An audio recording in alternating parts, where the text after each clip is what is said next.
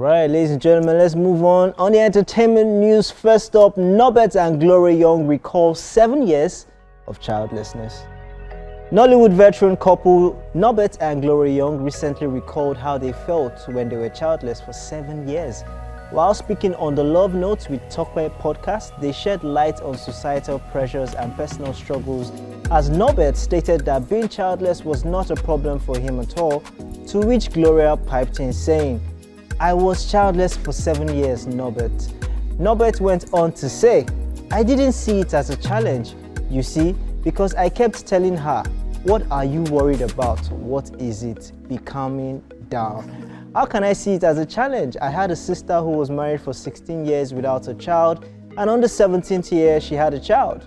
Her husband never told her to leave. That child today is a medical doctor, a big man too. So what's the big deal? It didn't threaten our union at all, end quote. Gloria said her husband never had an issue with her childlessness and consistently reassured her not to worry about it, saying, and I quote, "He never did, but I was the one feeling it and I was the one seeing things. And he was the one telling me, 'What is it? Stop worrying about such things,'" end quote. She recalled how the years without a child were emotionally difficult, especially with unspoken judgments from relatives.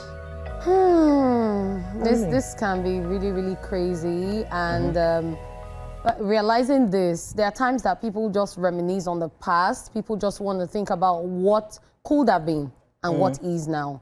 And her recalling this, a lot of people do not know what led to the conversation, but they were talking about kids. And then she recalled when she was childless for 7 years.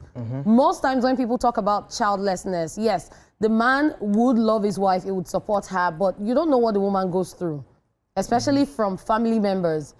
It could be from the man's family, it could even be from our own family members saying, "Oh," because there's this thing, African tradition, they believe that it's the woman that has the child that owns the house. So everyone will keep asking, "What's going on? Where's your child? Why are you not pregnant?" But they need to understand that some people cannot get pregnant either due to a medical condition or because of maybe some underlying factors. And sometimes it might come from the man. But at the end of the day, I'm just glad that she's saying this to encourage people out there that no matter what you're going through, especially when you have a very supportive partner, then everything will actually be fine. Because he said he didn't have a problem with it, but she had a problem because of what she was going through. But at the end of the day, here they are now, many, many years later, talking about it. I mean, you definitely hit the nail on the head. In such situations, I would say for a fact that it's usually not the wife's family that's put on the pressure. It always comes from the husband, yeah. The paternity side. And to be honest, is the responsibility of the husband to protect the wife and protect the home.